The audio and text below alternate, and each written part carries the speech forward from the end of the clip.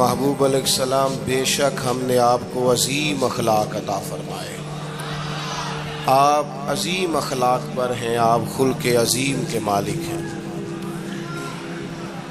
انسانی زندگی کے اندر کچھ چیزوں کی اور کچھ رویوں کی بڑی زیادہ ضرورت ہوتی ہے. یہ جو انسان کے اخلاقی رویے ہوتے ہیں نا، یہ بھی بڑی اہم ضرورت ہوتے ہیں انسانی زندگی کو گزارنے کے لیے.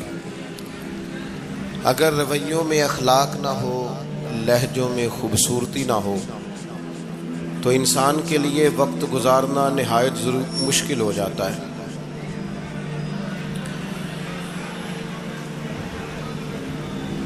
اللہ تعالیٰ آپ کو جزائے خیر دے. میں دوستوں سے کہتا رہتا ہوں کہ کسی کھلی جگہ پہ احباب کے لیے بندوبست کیا جائے تاکہ لوگ تکلیف کا شکار نہ ہوں. پیار سے آ جاتے ہیں کئی ساری جگہوں پہ، بلکہ شاید ساری جگہوں پہ اب یہی مسئلہ بنتا ہے جگہ کا، لیکن اس وقت احباب بعض اوقات توجہ نہیں کرتے، پھر مشکل بڑھ جاتی ہے. اب تو جیسے ہے ویسے ہی رہے گا.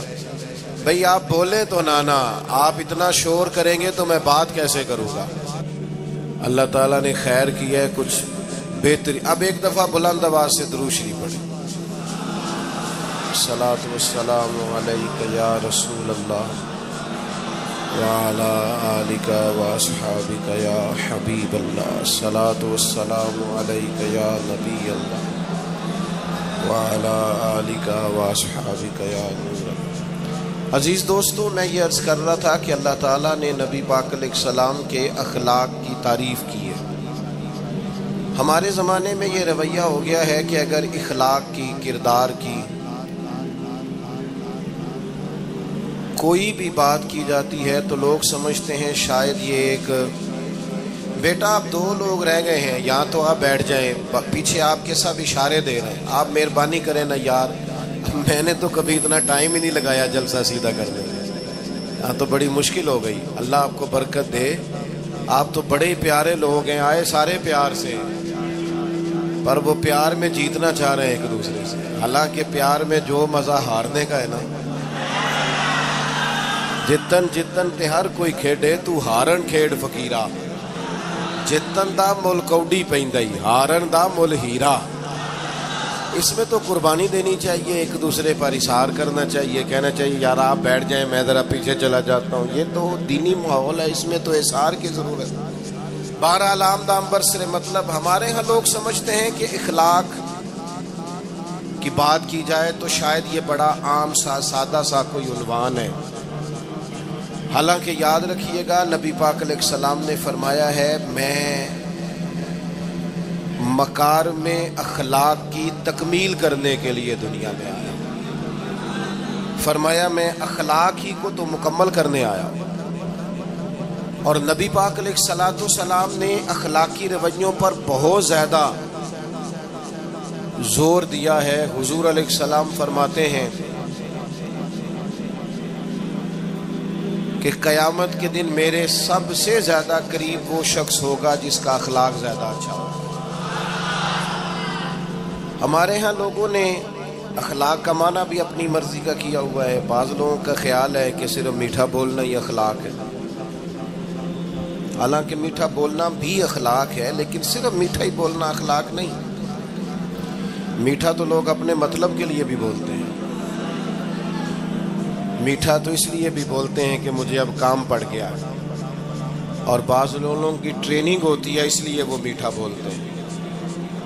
آپ کسی بہت بڑے شاپنگ مال پہ چلے جائیں تو وہاں جو سیلز مین ہوتے ہیں ان کی ٹریننگ ہوتی ہے کہ انہوں نے بولنا ہی میٹھا ہے. گاہک جتنی مرضی تلخی کرے وہ تلخ نہیں ہوتے، میٹھا بولتے ہیں. بعض لوگوں کی ٹریننگ ہوتی ہے امیر سے میٹھا بولتے ہیں، غریب سے میٹھا. تو یہ اخلاق نہیں، یہ تو انہوں نے کچھ دیر کے اپنے آپ کو سمجھایا ہے، قائل کیا. یاد رکھیے گا صرف میٹھا بولنا اخلاق نہیں بلکہ سچ بولنا اخلاق ہے. صبر، تحمل، بردباری، وفاداری اور بلند ترین اخلاق کا مالک وہ بندہ ہوتا ہے جو خوددار ہوتا ہے، کسی دنیا دار کے سامنے ہاتھ نہیں پھیلاتا. اللہ تعالیٰ نے جو اسے دیا ہوتا ہے اس پر راضی رہتا ہے. اس کے مزاج میں اس کی کو ذرا کم کر دیں جی. اس کے مزاج میں لالچ نہیں ہوتا. ہرس، ہوس، طمع، مفاد پرستی، یہ چیزیں جس آدمی کے مزاج میں نہیں ہوتی وہ شخص با اخلاق ہوتا ہے.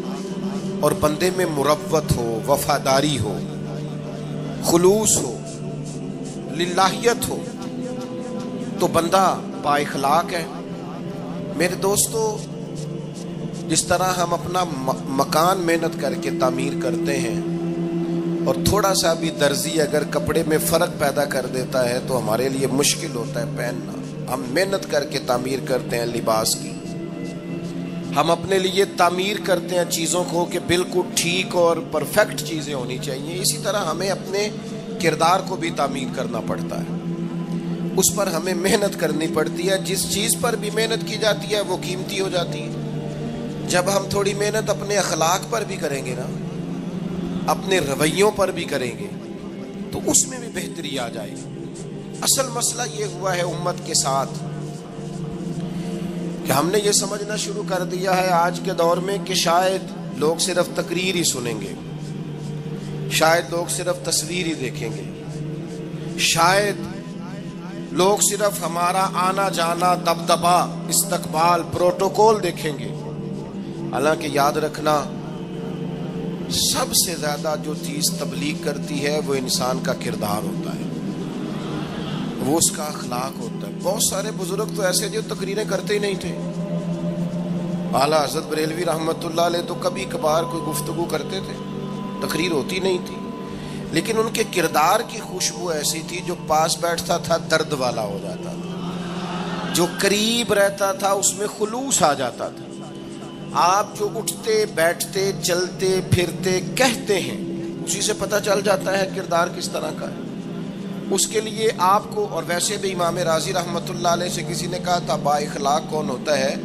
فرمایا جسے نیکیاں کرنے میں تکلف نہ کرنا پڑے. نیکی بڑی آسانی سے اس سے سرزد ہو جائے وہ بندہ اخلاق والا ہوتا ہے. آسانی سے نیکی کر لے، مشکل درپیش نہ ہو، بندہ با اخلاق ہوتا ہے. جب جب ہمارا اخلاق اور کردار اور لب و لہجہ اور اٹھنا بیٹھنا، آپ بڑی تعریفیں کریں گھر جا کے کہ میرے استاد بڑے قابل ہیں، آپ کہیں میں بہت عالی شان پیر صاحب کا مرید ہوں، کیا بات، لیکن خدا نہ کرے بیوی کو گالی دے تو وہ اسی وقت کہہ دے گی یہ سکھایا تجھے تیرے پیر صاحب نے، یہ استاد صاحب سے سبق پڑھ کے آیا، یہ اس تنظیم کا آدمی ہے. وہ کبھی قبول نہیں کرے گی آپ کے استاد کو، آپ کے پیر صاحب کو، آپ کی تنظیم کو، کہے گی پتہ ہے مجھے کس پانی میں یہ سکھاتے ہیں تمہیں. جب تک اخلاقی رویہ بدل نہیں جاتا، آپ کہیں میں بڑی محافل کراتا ہوں، میں بہت بڑا آدمی ہوں اور میں بڑے دینی کام کرتا ہوں اور میں اپنے اوپر لیبل رکھتا ہوں، لیکن آپ کا دوستوں کے ساتھ اٹھنے بیٹھنے میں حلال حرام کی تمیز میں ہی کوئی خیال نہ ہو تو کوئی نہیں مانے گا آپ کی بات. ہمارے ہاں سنت شریعت کا بھی ہم نے اپنی مرضی کا نام رکھ لیا نا. میں نے الحمدللہ زندگی میں داڑھی نہیں کٹوائی، مجھے کبھی خط بھی نہیں کرانا پڑا، شروع سے رکھی ہے. اور امامہ تو اب ایسے محسوس ہوتا ہے طبیعت کا حصہ بن گیا ہے. یہ عظیم سنتیں ہیں رسول پاک کی. میری طرح کے ایسے لوگ بھی پہن لیں جو بالکل خوبصورت نہیں ہوتے تو داڑھی پگڑی سے وہ بھی کبھی کبھی اچھے لگنے لگ جاتے ہیں، لیکن صرف داڑھی اور پگڑی حضور کی سنت نہیں. یہ بھی آپ نے سچ غور کرنا ہے اس پر بھی. صرف دین کا لباس پہننا ہی حضور کا طریقہ نہیں. اخلاق اور کردار کو سمجھیں. حضور کی جو سنت سب سے پہلے لوگوں میں معروف ہوئی تھی، جس سے تعارف ہوا تھا، وہ تو صادق اور امین ہونا ہے.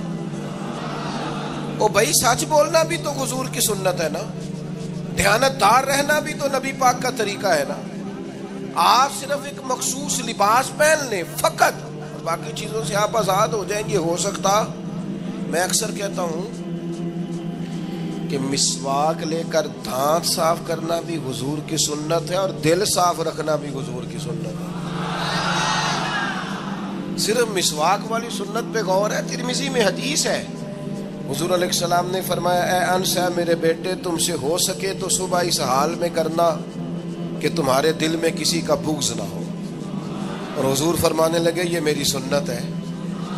صبح اٹھتے ہی پہلے دل کو ٹٹولنا، اس میں کسی کے لیے عداوت نہ ہو. اخلاقی رویوں پر توجہ دینے کی ضرورت.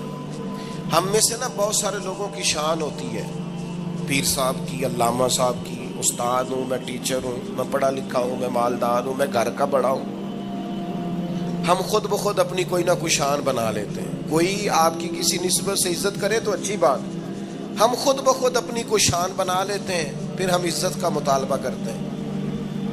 نتیجہ کیا نکلتا ہے؟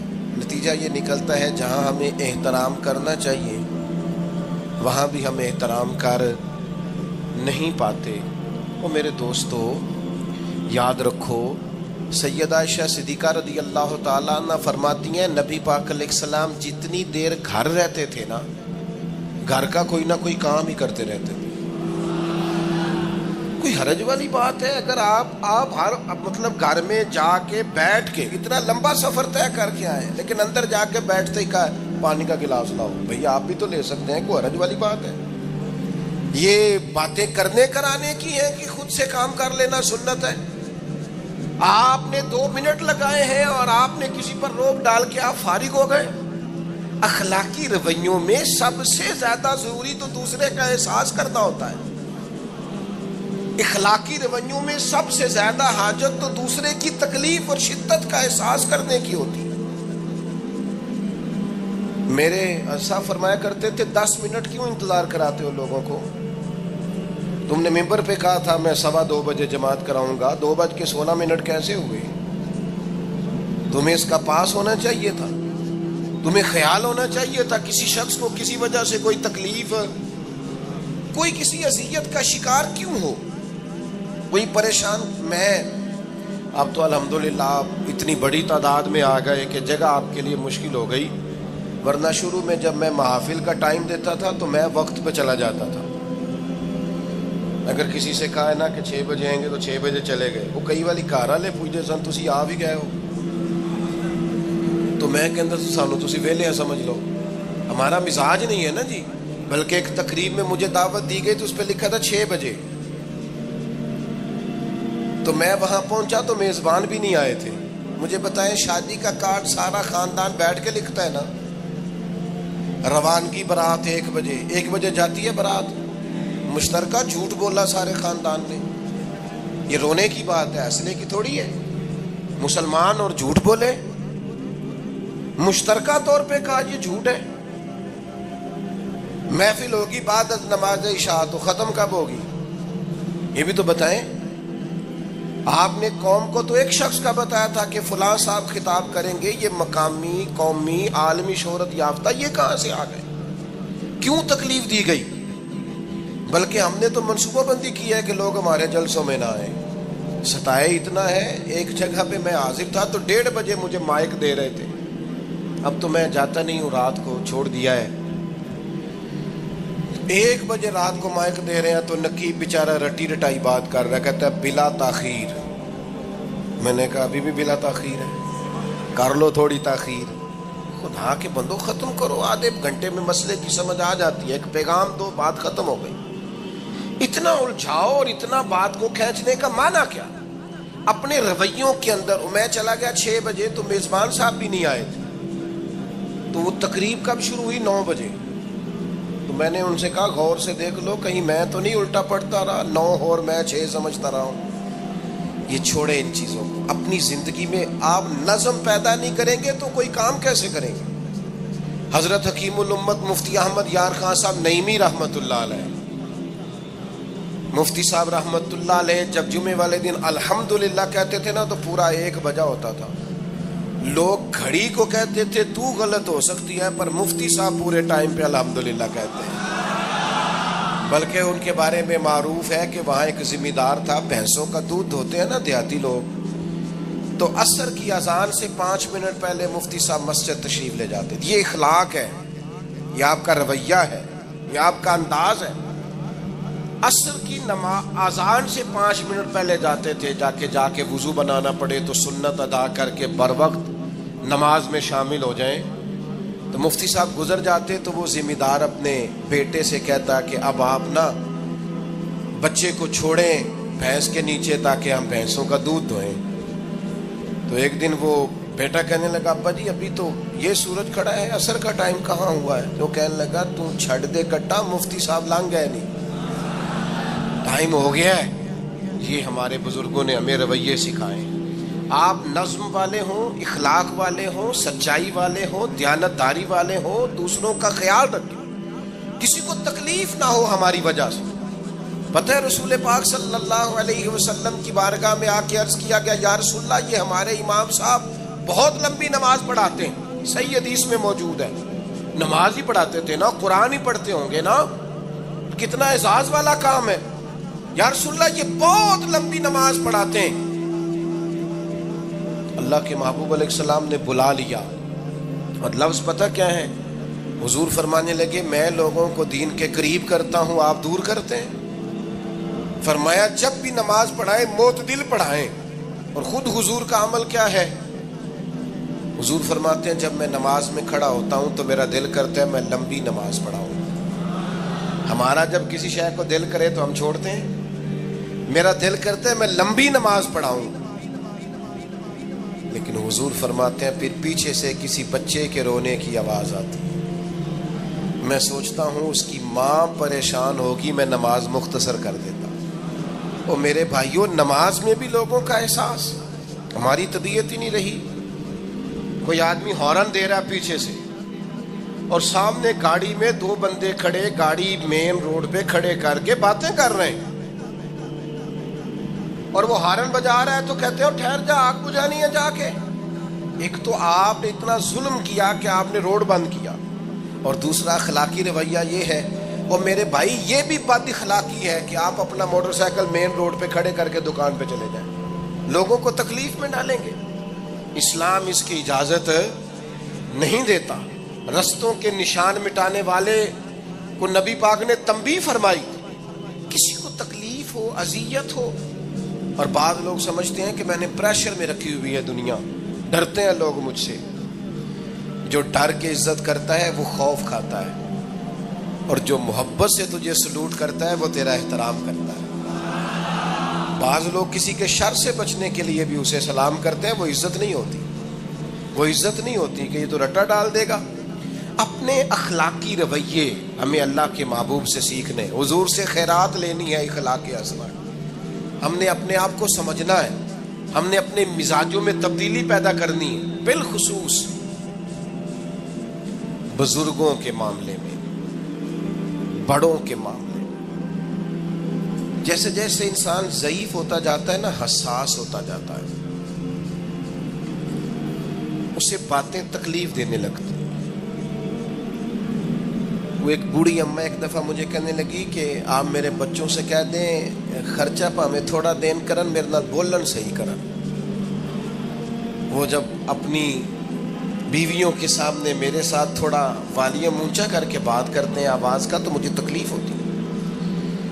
اپنا رویہ، لہجہ، اس پر غور ہو. جوانی میں ہی تو برداشت کرنا ہوتا ہے. اپنے مزاج کو کبھی بکھرنے اور ٹوٹنے نہ دیں. اور سب سے زیادہ بندے کا پتہ ہی تب چلتا ہے جب کوئی اسے پورا غصہ دلائے، جو پھر کنٹرول کرے، وہی تو کمال آدمی ہوتا ہے. آ کے کہا گیا تھا نا نبی پاک علیہ السلام کو کہ یا رسول اللہ وہ معاذ اللہ ان لفظوں کے ساتھ تانا و تشنیع کرتے ہیں، نقل کفر نہ باشد. تو حضور فرمانے لگے وہ پتہ نہیں کس کی باتیں کرتے ہیں، مجھے تو اللہ نے محمد بنا کے بھیجا، میں تو محمد ہوں، اور محمد ہوتا ہی وہ ہے جس کی تعریفیں ہوں. وہ پتہ نہیں کس کی باتیں کر رہے ہیں، چھوڑو. وہ پتہ نہیں اس کی بات کر رہے ہوں گے جس کا وہ معاذ اللہ نام بگاڑتے ہیں. میرے عزیز تھوڑا سا برداشت، اور آپ جملوں سے غور کریں، کسی کے لہجے سے غور کریں کہ وہ بندہ کہیں تکلیف میں تو نہیں، آزمائش میں تو نہیں. میں پہلے ہی مختصر تقریر کرنا چاہ رہا تھا، اب آپ لوگوں نے اور مختصر کرا دیا مجھ سے، تو میں بس بات کو سمیٹنے لگا ہوں، آپ غور فرمائیں گے. ایک دن نبی پاک علیہ السلام نے سید عائشہ صدیقہ رضی اللہ تعالیٰ عنہ سے فرمایا، حضور فرمانے لگے عائشہ جب آپ مجھ سے خوش ہوتی ہیں تب بھی مجھے پتہ چل جاتا ہے، اور جب آپ کے دل میں کوئی بات ہوتی ہے تب بھی پتہ چل جاتا ہے۔ تو سیدہ پاک عرض کرنے لگی حضور مجھے میری ماں روئے میں اور آپ سے ناراض، تو کریم فرمانے لگے بتاؤں پھر؟ یا رسول اللہ فرمائیے۔ حضور فرمانے لگے عائشہ آپ کبھی کبھی قسم اٹھاتی ہیں؟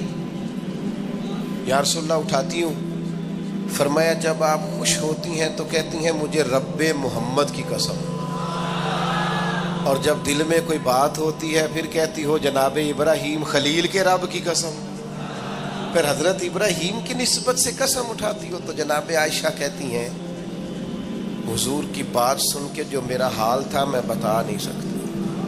یا رسول اللہ آپ اتنا خیال کرتے ہیں، یہاں تک خیال فرماتے ہیں کوئی کیا بول رہا ہے؟ کہتی میں نے فوراً عرض کی کہ یا رسول اللہ مجھے رب محمد کی قسم ہو، میری زبان سے نام ہی جاتا ہے، میرے دل میں آپ ہر وقت موجود رہتے ہیں۔ دل میں آپ احساس پیدا کریں گے، آپ تھوڑا سا غور کریں، آپ کسی کی تکلیف کے بارے میں حساس ہوں گے۔ میرے بھائی پتہ کیا ہوتا ہے، 2 منٹ کا غصہ ہوتا ہے ہمارا، اور کئی دفعہ عمر بھر کا پچھتاوا چھوڑ جاتا ہے۔ ہمیں احساس ہوتا ہے ہم سے غلطی ہو گئی، ہمیں خیال ہوتا ہے کہ یہ لفظ مجھے کہنے نہیں چاہیے تھے، پر ہم سے سرزد ہو جاتے ہیں۔ میں ذاتی طور پہ آپ سے ایک بات عرض کروں، یہ میں ابھی آیا ہوں نا تو دوست پکڑتے ہیں دوڑتے ہیں، خیر اب فرق بھی ہے پکڑنے والے میں، پہلے دعا لینے والے ہوتے تھے اب سارے فوٹو لینے والے ہوتے ہیں، یہ بھی مسئلہ ہے۔ اور بعض لوگوں کو فوٹو چاہیے ہوتی ہے، باقی جو ہوتا ہے ہو جائے، اس سے غرض نہیں ہوتی۔ میں نے بہت ساری جگہوں پہ جانا چھوڑ دیا ہے، اس کی وجہ یہ ہے کہ میری وجہ سے لوگوں کو تکلیف ہوتی ہے۔ اب میں یہاں موجود ہوں، یہاں سے مجھے آگے بڑھنا ہے، اب جہاں مجھے آگے جانا ہے وہ مجھے اس بات کی اجازت نہیں دے رہی چیز جہاں مجھے پہنچنا ہے کہ میں رکوں اور ایک ایک آدمی سے ملوں۔ جہاں ہمیں کہیں اور جانا ہوتا ہے وہ یہ تو پوچھتے ہی نہیں کہ آپ نکلے ہیں کہ نہیں نکلے، وہ تو کہتے ہیں کتنے پہنچے ہو۔ اب اتنی گنجائش نہیں ہوتی، لوگ آ رہے ہوتے ہیں۔ میں داتا صاحب رحمۃ اللہ علیہ چلا گیا حاضری دینے کے لیے، اس قدر دوڑ دھوپ ہوئی، لوگ اس طرح بھاگے، ظاہر ہے کچھ قرآن مجید پڑھ رہے ہوں گے، کچھ عبادت کر رہے ہوں گے۔ کئی دنوں تک میری طبیعت پہ بوجھ بنا رہا کہ تیری وجہ سے لوگوں کو تکلیف۔ بہت ساری جگہوں پہ نہیں جاتا، سائڈ پہ ہو جاتا۔ کیوں؟ تکلیف ہوتی ہے لوگوں کو، پریشانی ہوتی ہے۔ ہمارا یہ تو مزاج ہے نہیں الا ماشاء اللہ کہ ہم کسی معاملے میں حالات کی نزاکت کو بھی سمجھیں گے، لیکن وہ چیزیں بوجھ بن جاتی ہیں بعض اوقات، اور یہ بوجھ ہمیں لینا چاہیے۔ ایک ہے کہ ہم لذت کشید کریں کہ دیکھا لوگ کیسے بھاگ رہے ہیں، اوہ کیا بات، یہ نفس کے لیے تسکین ہے پر تھوڑی دیر کی۔ اخلاقی رویہ یہ نہیں ہے، اخلاقی رویہ یہ میں نے ان دو کام ہو جائے، لوگوں کو تکلیف ہوتی ہے، بعض بزرگ اپنا آپ سمیٹ بھی نہیں پاتے بیچارے اور اذیت میں آ جاتے ہیں۔ تو میرے عزیز کچھ تھوڑا سا ہمیں اس بات کا بڑے مجموع میں آنے جانے میں بھی خیال رکھنا چاہیے کہ یار آپ گزر جائیں ذرا پیار سے پہلے، میں ہمت ور رکھتا ہوں میں تھوڑی دیر کے بعد آ جاؤں۔ لیکن وہ ہمارے ہاں بس میں چڑھنا ہو، کسی اجتماع سے نکلنا ہو، جانے ہمیں کیا ہو جاتا ہے۔ اور پروٹوکول والوں کو بھی چاہیے کہ تھوڑی دیر کے لیے پروٹوکول چھوڑ دیں، وہ بھی ذرا سادگی سے ہو جائیں، کچھ فرق پڑتا۔ جب تک ہم یہ احساس پیدا نہیں کرتے ہمارا اخلاق درست ہو سکتا، اپنے اندر بالخصوص اور تھوڑی دیر کا غصہ ہوگا آپ کا، پچھتاوا چھوڑ جائے گا۔ اس غصے کو چھوڑ ہی دیں تھوڑی دیر کے لیے، 2 منٹ کے لیے چھوڑ دیں، کوئی سخت بات ہی کرے گا نا برداشت کریں۔ حضرت عمر بن عبدالعزیز گزر رہے تھے، رات کا وقت تھا، لکڑی کے جوتے پہنے ہوئے تھے، کھڑاؤں جن کو کہتے ہیں۔ ایک بزرگ فٹ پاتھ پہ سوئے ہوئے تھے، جناب عمر بن عبدالعزیز کا پیر آ گیا، بابا جی کے پیر۔ کیا کہتے ہیں اس طرح کا معاملہ ہو تو لوگ اندھے ہو، یہی کہتے ہیں نا، ٹکر ہو جائے اچانک تو کہتے ہیں اندھے ہو۔ اس بندے نے بھی کہا فوراً اٹھتے، اندھے ہیں آپ، میرا پیر دبا دیا ہے۔ بڑا سخت موقع ہے. بادشاہ وقت امیر المومنین اور امت کے صالحین کے امام حضرت عمر بن عبدالعزیز اندھے ہیں. تو یہی موقع ہے. یہاں تو آپ اینٹ کا جواب پتھر سے دے لیں، یہاں پھر آپ ذرا چپ کر دیں اور اس کوڑے گھونٹ کو 1 منٹ کے لیے پی کے دیکھیں، پھر اس کی شفا کتنی ہے. حضرت عمر بن عبدالعزیز ہنس پڑے، فرمانے لگے نہیں بزرگوں، اندھا نہیں ہوں، مجھے نظر آتا ہے. وہ جو 7 سپاہی تھے نا، یہ کیتلی چائے سے زیادہ گرم ہوتی ہے ہمیشہ، انہوں نے تلواریں نکال لی. آپ نے فرمایا تمہیں کیا ہوا؟ حضور اس بے ادب نے آپ کو اندھا کہا ہے. فرمانے لگے نہیں کہا. کہا جناب کہا ہے؟ فرمایا نہیں کہا. میں کہا ہے جناب نہیں کہا. تو آپ فرمانے لگے بابا جی آپ سے بات کر رہے تھے مجھ سے کر رہے تھے؟ کہا جی آپ سے ہی بات کر رہے تھے. تو فرمانے لگے انہوں نے مجھے اندھا نہیں کہا، انہوں نے تو ایک سوال پوچھا ہے. ہاں جتن جتن ہر کوئی کھیڈے تو ہارن کھیڈ فقیرا. اوے جتن دا مل کوڈی پیندائی، ہارن دا مل ہیرا. انہوں نے کہا بابا جی نے سوال پوچھا، انہوں نے پوچھا ہے اندھے تو نہیں؟ تو میں نے جواب دے دیا نہیں مجھے نظر آتا ہے. اس میں جھگڑے والی کون سی بات ہے؟ اتنا سا ہی تو مسئلہ ہے. اگر اس کا غصہ بنا لیا جاتا اور سخت رد عمل دیا جاتا تو عمر بھر پچھتاوا رہتا. والد صاحب کے سامنے تو میرے خیال ہے کر ہی لیں گے، ایسا کر لیں گے نا. اگر وہ غصہ کریں تو کہیں گے نا ابا جی جیسے آپ کہتے ہیں ہو جائے گا، مشکل تو نہیں. اماں جی کے سامنے تو کر لیں گے نا. اے جنہ دی مووی بن رہی صرف یہ نہیں ہاں نہ کر رہے، یہ گل پکی نہ ہو جائے، باقی بول رہے ہیں ماشاءاللہ. والد صاحب کا غصہ برداشت کر لیں گے انشاءاللہ، بزرگوں کا برداشت کر لیں گے. سید صاحب ہیں، عالم ہیں، کوئی بزرگ ہیں، اگر کبھی کسی وقت سمجھانے کے لیے کوئی تنبیہ کر دیں تو قبول کر لیں گے انشاءاللہ. نوجوانوں سے کہتا ہوں اگر جوانی اللہ نے عطا کیا تو پھر حوصلہ بھی ہونا چاہیے. اور اس نے صرف تمہیں پیدا ہی نہیں فرمایا، وہ تم سے محبت بھی بڑی کرتا. حضور علیہ الصلوۃ والسلام فرماتے اللہ نے مخلوق کو پیدا کرنے سے پہلے اپنے پاس اپنے عرش پر یہ تحریر لکھ دی تھی کہ لوگوں یاد رکھنا میرا غضب زیادہ نہیں ہے، میری رحمت ہی زیادہ ہے. میرے غضب پر میری رحمت کا غلبہ ہے. اس نے تمہیں پیدا کیا ہے اور وہ کریم ہے، وہ مہربان ہے، وہ ستار ہے، وہ معاف کرنے والا. اس کی معرفت دی نبی پاک علیہ الصلوۃ والسلام نے لوگوں کو. اور ایک بات یاد رکھنا، کیونکہ ہمیں مفت میں ملا ہے عقیدہ توحید و رسالت، ہمیں بغیر جد و جہد کے، ریسرچ کے، تحقیق کے ملا ہے عقیدہ آخرت. ہمیں اس کی قدر نہیں. زندگی میں سب سے زیادہ تکلیف میں وہ لوگ ہوتے ہیں جو گمراہ ہوتے ہیں. گمراہ کا معنی کیا ہے؟ سادہ، جس کا راہ گم ہو جائے. مجھے بتاؤ جس کا رستہ ہی گم ہو جائے، بھٹکتا نہیں پھرتا وہ بندہ. جو دنیا میں گمراہ لوگ ہیں، گمراہ، اور ایسا نہیں کہ وہ لوگ غریب ہیں یا ان پڑھ ہیں. اب دنیا میں گھومیں، پی ایچ ڈی بندہ، بنیادی طور پر بہت بڑی ڈگری، مالدار، کئی ملکوں میں بزنس، لیکن شام کو پوجا کس کی کرتا ہے؟ معاذ اللہ بت کی، پتھر کی. کھڑا کس کے سامنے ہوتا ہے؟ پتھر کے. خدا کا شکر ادا کریں. ہمیں خود سے کوشش کر کے ہدایت ڈھونڈنی پڑتی تو بڑی مشکل تھی. رب نے فضل کیا ہے، مدینے والے محبوب کی امت میں پیدا فرما دیا. یہ جو رستہ واضح نظر آیا ہے، کھلا ہوا نظر آیا ہے، ہدایت کے مینارے نظر آئے ہیں، یہ بہت بڑا احسان ہے اللہ تعالیٰ. رسول پاک علیہ الصلوۃ والسلام نے جو ہمیں نماز کا، سجدے کا، روزے کا، صدقات کا، اللہ کی طرف اسے راضی کرنے کے لیے کسی بھی عمل کا جو حضور نے سبق پڑھایا، تو یہ ہمارے لیے رستہ آسان ہو گیا. آسان. نبی پاک علیہ الصلوۃ والسلام نے دلوں کی کھیتی کو آباد کر دی. آنکھوں میں جو گمراہی کے پردے آنے والے تھے وہ ہٹا دیے سارے. ہمیں بتایا کہ ہمیں پیدا کرنے والا خالق و مالک ہے. ہمیں محبوب نے آزاد کر دیا. آزاد کر دیا دنیا داروں کے، سیٹھوں نوابوں کے بکھیڑوں سے. آزاد کیا سیاستدانوں کے چنگل سے۔ حضور نے ہمیں بتایا کہ تمہیں رزق بھی وہی دے گا، عزت بھی وہی دے گا، تمہیں عروج بھی وہی دے گا۔ اگر کہیں کمزور پڑو گے تو اللہ کی حکمت کا تقاضا ہوگا۔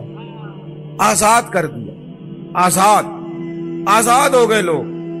حضرت عبداللہ ابن عباس رضی اللہ تعالیٰ عنہ فرماتے ہیں میرے نبی پاک علیہ الصلوۃ والسلام نے نا مجھے فرمایا تھا، اور نوجوان دوست جتنے یہاں بیٹھے ہیں نا ان سے میں گزارش کروں گا اس حدیث کو رٹا لگا کے یاد کریں، رٹا، اور اس کو 2 دفعہ 3 دفعہ دن میں ضرور دہرائیں، یہ آپ کو طاقتور کرے گی۔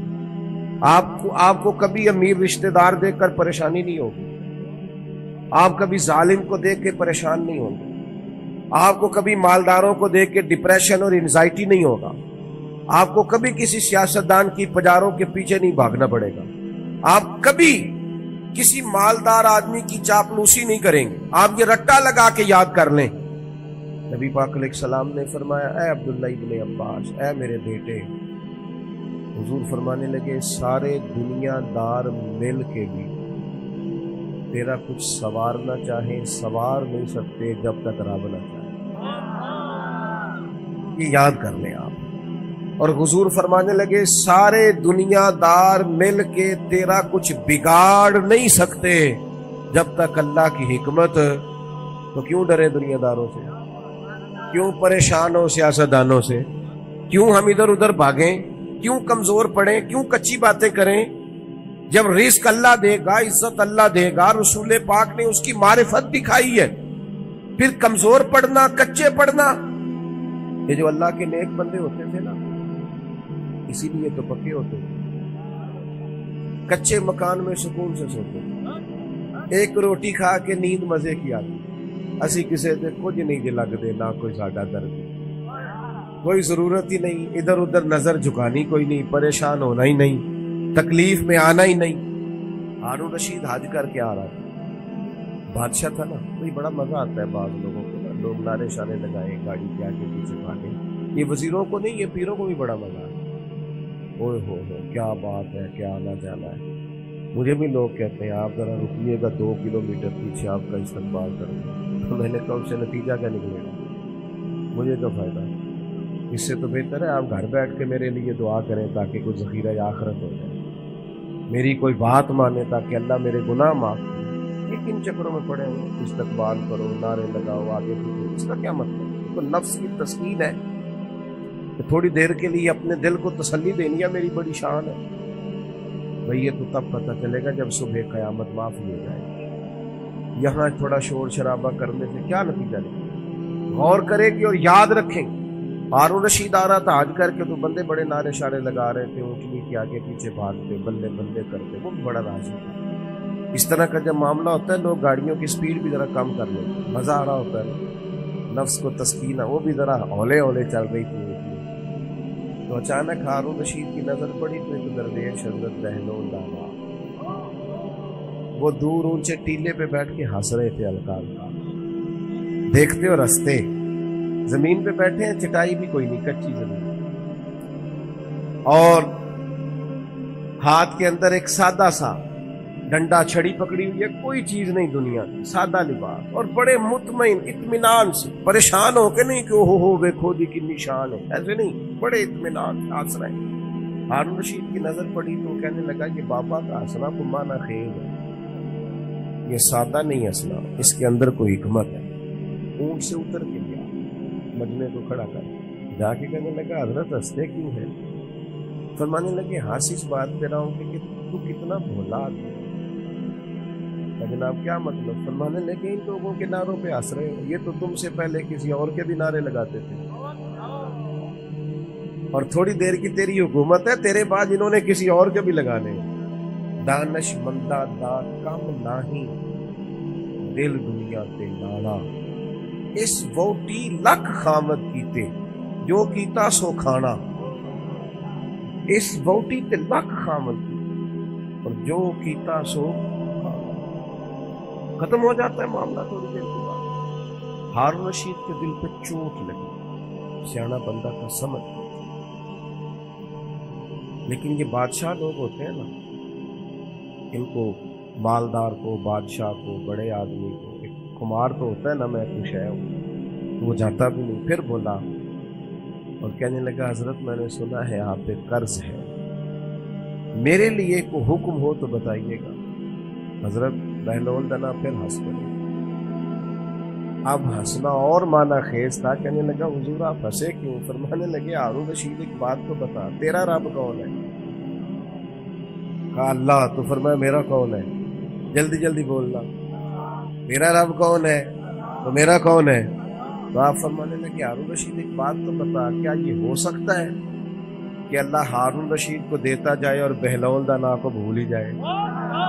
یہ ہو سکتا ہے؟ کہنے لگا نہیں. تو فرمایا جا پھر میں تجھ سے کیوں سوال کروں، یہ آرزو کرم اور میں آپ سے کروں؟ یہ بھیک اس کو دیجئے جس کا خدا نہ ہو. جاؤ میرا رب مجھے دے گا. وَدَاعِيًا إِلَى اللَّهِ بِإِذْنِهِ وَسِرَاجًا مُنِيرًا. کچے نہ پڑھو مسلمانوں، کمزور باتیں نہ کرو، دولت کمانے کے لیے کوئی ناجائز ذریعہ اختیار نہ کرو، نہ کبھی حرام لقمے کی طرف بڑھو. اس لیے کہ جس مالک نے تمہیں پیدا کیا ہے وہ رات کو پیٹ بھر کے روٹی کھلا کے سلائے گا. اس نے وعدہ کرم فرمایا ہے رزق دینے کا. کیوں ناجائز رستوں کے مسافر بنتے ہو؟ کیوں للچائی ہوئی نظروں سے ادھر ادھر دیکھتے ہو؟ طاقتور زندگی گزارو، طاقتور مضبوط اعصاب کے ساتھ جینا سیکھو، کبھی کمزور نہ پڑے. اپنی زندگی میں یقین کامل، اطمینان، رب رسول کے وعدوں پر یقین. ہم نا ایک بہت بڑی تعداد ہے جن سے پوچھے کیا حال ہے، کہتے پریشانی بڑی. پریشانی ہے مومن، پریشانی اور نبی پاک کا غلام. پریشانیاں تو اس دن ختم ہو گئی تھی جس دن مدینے والے کا کلمہ پڑا تھا، تو ختم ہو گئی. پریشانیاں کدھر سے آ گئی؟ چھوٹی چھوٹی باتوں کی ٹینشن لینا، انزائٹی. چھوڑ یار، یہ تھوڑی سی زندگی ہے جو تو گزر جائے گی. اور صحابہ کرام بڑے مضبوط. دیکھیں بخاری مسلم کی حدیث سنیں. ایک عورت حضور کی بارگاہ میں آئی اور وہ مرگی کی مریضہ تھی. عورتوں میں ویسے ہی حوصلہ کم ہوتا ہے، اگر عورت بیمار ہو معاملہ اور زیادہ مضبوط ہو، کمزور ہو جاتا ہے. وہ خاتون تھی، آ کے عرض گزار ہوئی یا رسول اللہ مجھے مرگی ہے، میرے لیے دعا کریں. درجنوں اور 20 احادیث مبارکہ میں موجود ہے کہ کوئی بیمار آیا، اس نے عرض کی، محبوب نے بس لعاب دہن لگائے، اللہ نے شفا دے دی. یہ تو خزانہ کرم ہے نا شفا کا. یہاں سے تو جو گزر گیا ہے، ان کے تو نام میں شفا ہے، ان کے تو ذکر پاک میں شفا ہے، ان کے تو تذکرہ نور میں شفا. یا رسول اللہ دعا کر دے. حضور ہمیشہ دعا کرتے، لیکن آج ایک سبق پڑھایا ہو. حضور فرمانے لگے اگر تو کہے تو میں تیرے لیے دعا کر دیتا ہوں اللہ شفا دے، اور اگر تو کرے صبر. یہ تو دیکھو میری طرف بات کا مطلب کیا ہے. معنی یہ ہے کہ مرگی کے ساتھ ہی گزارا ہے. کچھ اللہ کی طرف سے آنے والی آزمائشوں کے ساتھ گزارا بھی کرنا چاہیے. بے حوصلہ وہ ایک ساتھ دفعہ میرے پاس آئے، کہنے لگے میں بڑے پیروں فقیروں کے پاس گیا ہوں، مسئلہ حل نہیں. کوئی پیر فقیر بھی اللہ کو مجبور نہیں کرتے. سب دعا کرے، اس کی بارگاہ میں عرض کرے. ابھی مالک کی حکمت کا تقاضا نہیں ہے کہ تیرا مسئلہ حل. لہذا آپ کو اس معاملے میں زید نہیں کرنی چاہیے. جب رب چاہے، جس وقت چاہے. اللہ مانتا ہے اپنے محبوب بندوں کی عرض کو، لیکن یہ کہ جب اس کی حکمت کا تقاضا غالب آئے گا تو پھر وہ حکمت کے مطابق کام ہوگا. تو اس خاتون نے عرض کی یا رسول اللہ دعا کر دے. فرمایا اگر تو صبر کرے نا، گویا مرگی کے ساتھ ہی گزارا کرے. تو حضور فرمانے لگے پھر میں دعا کروں گا اللہ جنت عطا کرے. گویا دو چیزوں میں حضور نے فرمایا ایک اختیار کرو، یا تو شفا لے لو یا جنت. سانو ویسے پیر صاحب پوچھن نا کبھی گوٹے کی درد ہو رہی، شفا کے جنت. ڈھیر سارے بندے کہنا سائی ہے گوڈے کا کچھ کرو نا.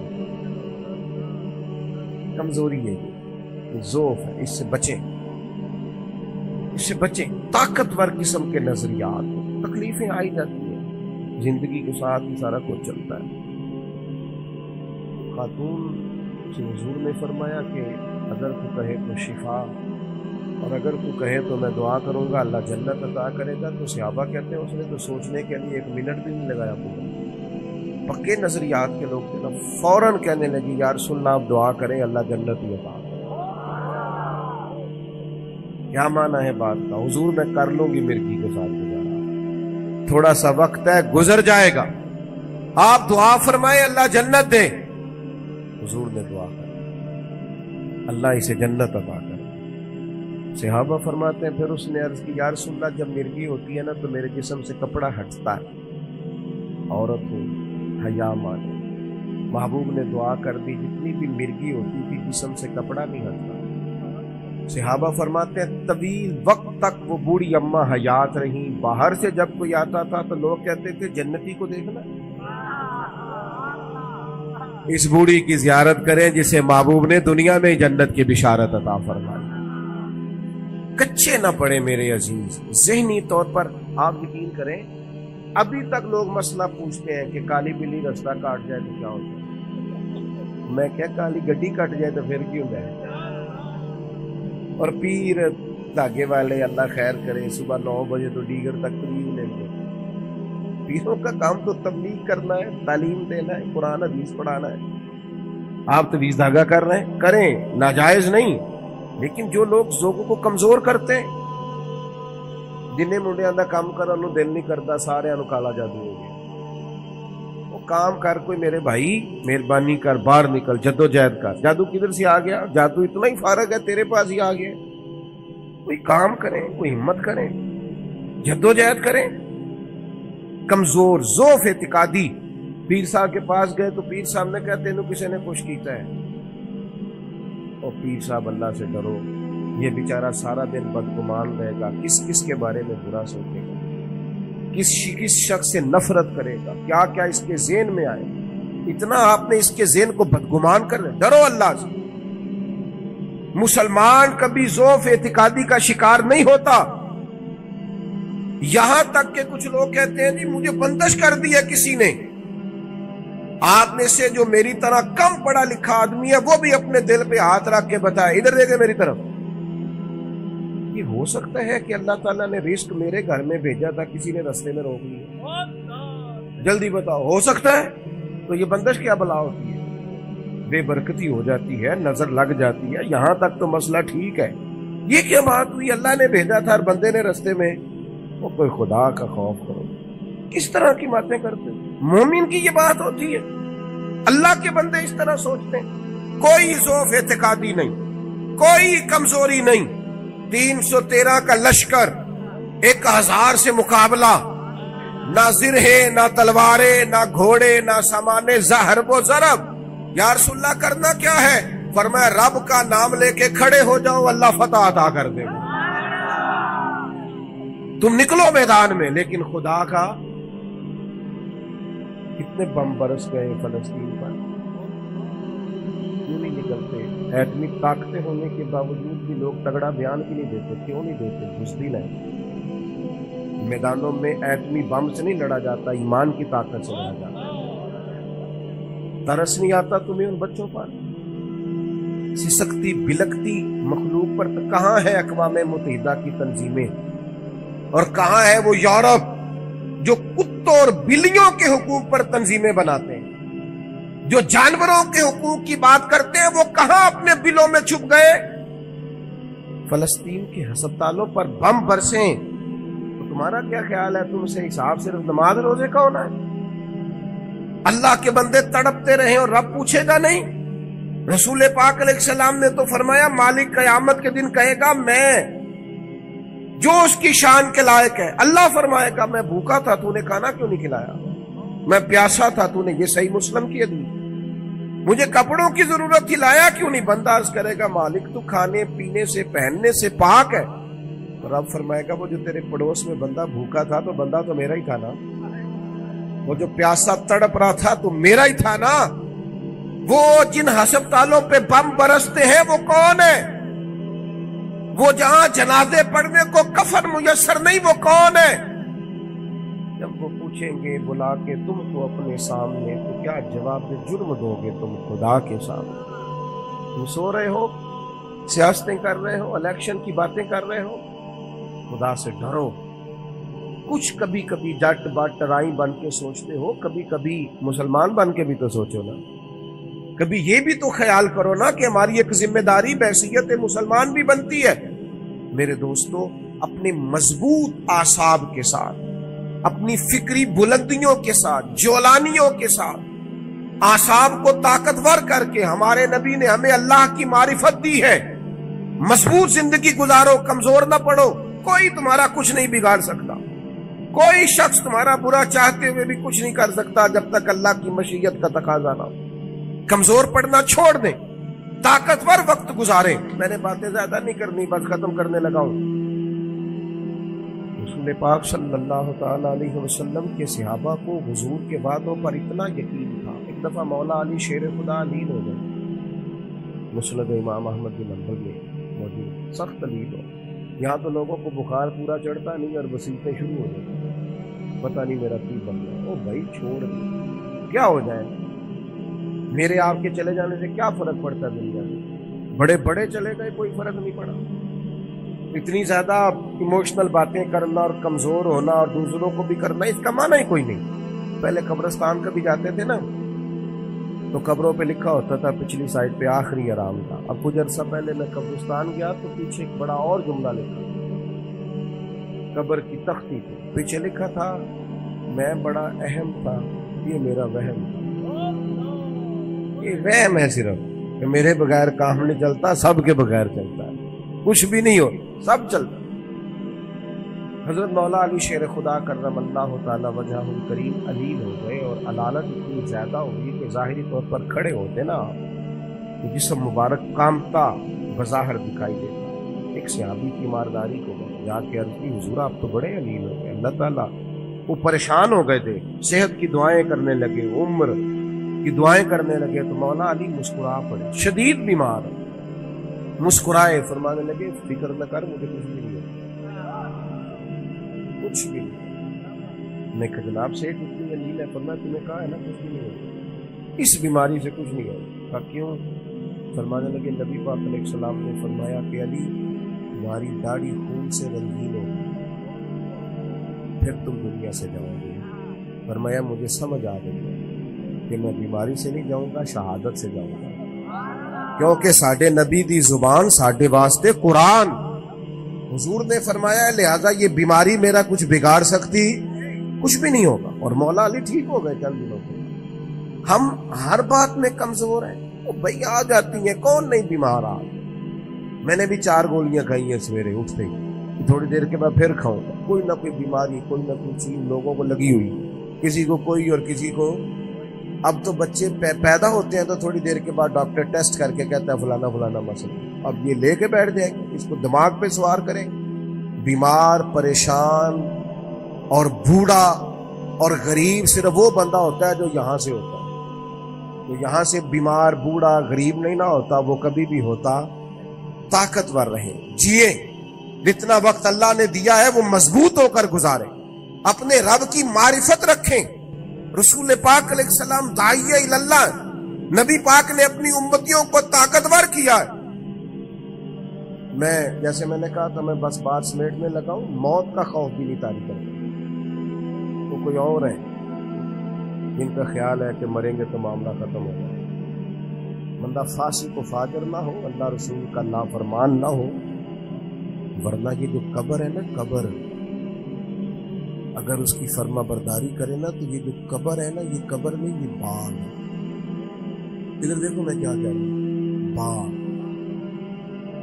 بہت تگڑا بندہ ہو تو باغ میں ڈال دینا، قبر باغ ہے، اور معمولی باغ نہیں۔ حضور نے فرمایا جنت کے باغوں میں سے باغ۔ تو ذرا اللہ رسول کے پیچھے پیچھے تو چل کہ جنت کے باغوں میں سے، اور اتنا سونا باغ ہے کہ جس میں پہلی زیارت ہی مدینے والے رسول کی نصیب ہے۔ آج پھولے نہ سمائیں گے کفن میں آسی، آج کی رات ہے ان سے ملاقات کی رات۔ یہ تو بڑی خوش قسمتی والی رات، یہ تو خوف کھانے والا وقت ہے۔ موت کا خوف بھی نہیں. دنیا آخرت کی فکر ضرور کرنی ہے لیکن ڈر نہیں، خوف نہیں، کمزور نہیں پڑے. یہ جو بہت زیادہ سہنے سے لوگ نظر آتے ہیں نا، حالات کے سہنے ہوئے لوگوں کو بتا دو حالات بدل جاتے ہیں، ایک جیسے نہیں رہتے. نوجوانوں سے کہوں گا زندگی طاقتور ہو کے گزاریں، کبھی کمزور نہ پڑیں. اپنی زندگی میں کوئی ایسا کام نہ کریں جس سے محسوس ہو کہ کمزوری ہے. یہ جو باتیں میں نے ساری عرض کی ہیں آپ کو یاد رہیں گی انشاءاللہ تعالیٰ. اب تو نہیں زیادہ پریشانی آئے گی انشاءاللہ تعالیٰ. ہلکا ہلکا ایسے کر رہے ہیں، باقی سارے بھی ہاں نہ کر رہے ہیں. انشاءاللہ تعالیٰ اللہ اطمینان قلبی عطا کرے گا ہم سب. عورتوں کی نعت کے بارے میں کئی دفعہ دوستوں نے سوال پوچھا ہے، میں نے بھی کئی دفعہ ہی بتایا ہے. بات ایک دفعہ ہوتی ہے اور ہمارا معاملہ صرف بتانے کا ہے، کسی کو بندوق لے کے منانے کا میں مسئلہ ہی بتانا ہے نا. اب جو لوگ خود سے ارینج کریں، عورت کی آواز بھی عورت اتنی آواز میں نعت پڑے جو عورتوں کے اندر ہے، وہاں سے باہر اتنی سی بات سمجھ آ گئی آپ کو، بات اس کے اندر ہے.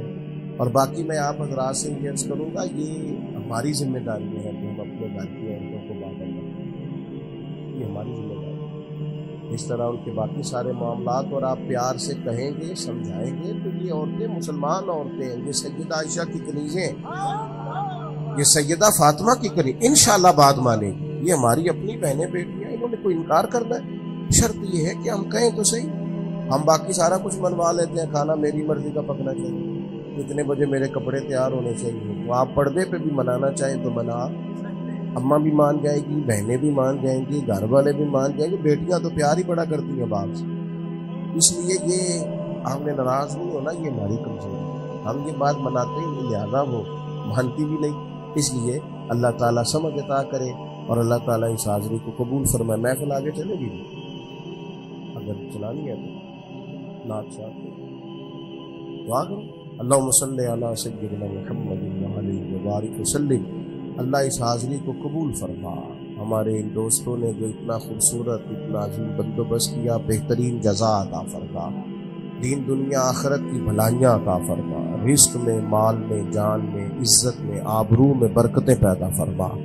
اللہ تعالی ہمارے گناہوں کو معاف فرما، ہماری غلطیوں سے درگزر فرما. علم نافع، عمل صالح عطا فرما. اللہ تعالی ہمارے بھائی نے دعا کے لیے کہا، ان کی والدہ کو شفا عطا فرما، تندرستی اور عافیت عطا فرما.